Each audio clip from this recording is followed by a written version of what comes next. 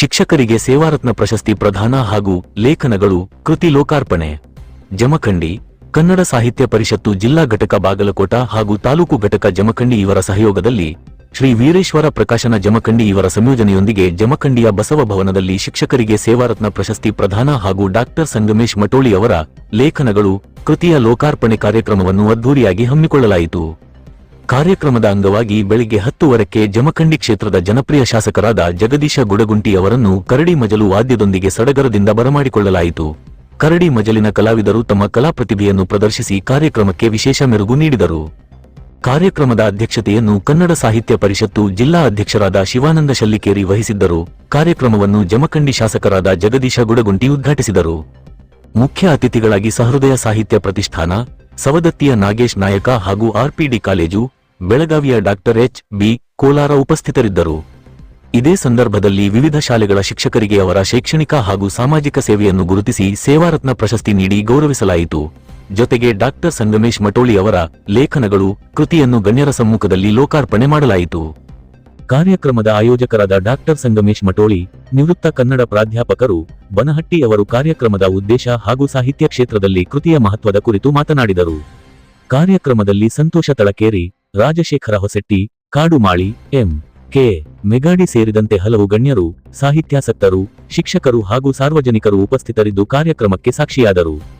ಸಾಹಿತ್ಯ, ಶಿಕ್ಷಣ ಹಾಗೂ ಕಲಾ ಕ್ಷೇತ್ರದ ಸಾಧಕರನ್ನು ಒಂದೇ ವೇದಿಕೆಯಲ್ಲಿ ಗೌರವಿಸುವ ಮೂಲಕ ಕಾರ್ಯಕ್ರಮವೂ ಆಗಿದೆ. ವರದಿ ಮಲ್ಲು, 1x ನ್ಯೂಸ್ ಜಮಖಂಡಿ.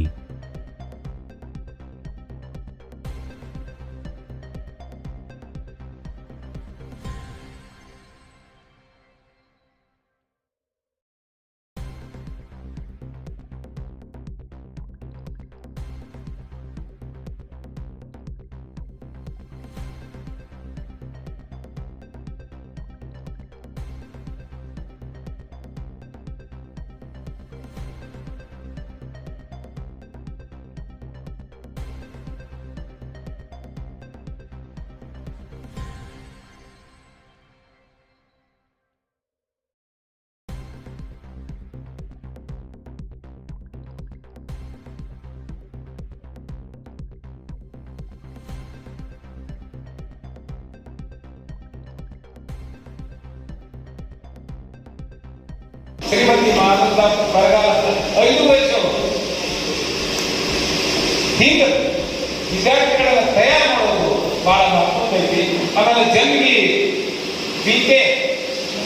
ಅವರು 3 ವರ್ಷ ಬಿಟ್ಟು ಬಿಡದೆ ಒಬ್ಬರು ಬೇರಿಲ್ಲ ಹೈಸ್ಕೂಲ್ ಎಲ್ಲರೂ 100 ರಿಸಲ್ಟ್ ಬರ್ತೈತಿ ಅಂತಂದ್ರೆ ಆ ಶಿಕ್ಷಕರ ಪ್ರಾಮಾಣಿಕತೆ ಅದು ಕೌಂಟ್ ಆಗೈತಿ. ಯಾರು ಹೇಳಬೇಕಾಗಿಲ್ಲ. ಇಂಥ ಶಾಲೆಗಳ ಬಹಳ ನಾನು ಎಲ್ಲಾನು ಹೇಳ್ಕೊಂಡು ಹೋಗೋದಿಲ್ಲ.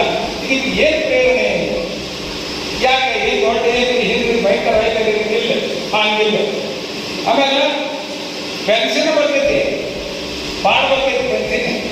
ಅದ್ರಾಗ ಒಂದು 5,000 10,000 ರೂಪಾಯಿ ಕಲೆಕ್ಷನ್ ಮಾಡಿಟ್ರಂದ್ರೆ ಒಂದು ವರ್ಷದೊಳಗೆ ಒಂದು 60,000 ಬೇಕಾಗ್ತದೆ. ನಾ ಹ್ಯಾಂಗೆ ಮಾಡ್ಬೇಕು ಬಂದೈತಿ. ಈ ಸಲ ಒಂದು ಜಾಸ್ತಿ ಪುಸ್ತಕ ಬಂದೈತಿ. ಇವನ್ನೆಲ್ಲ ಯಾಕೆ ನಾವು ಮಾಡಬೇಕು ಅಂತಂದ್ರೆ ಎಲ್ಲರೂ ಮಾಡ್ಬೇಕಂತಲ್ಲ, ಎಲ್ಲರೂ ಮಾಡೋಣ ಆಗೋದಿಲ್ಲ. ಯಾರಿಗ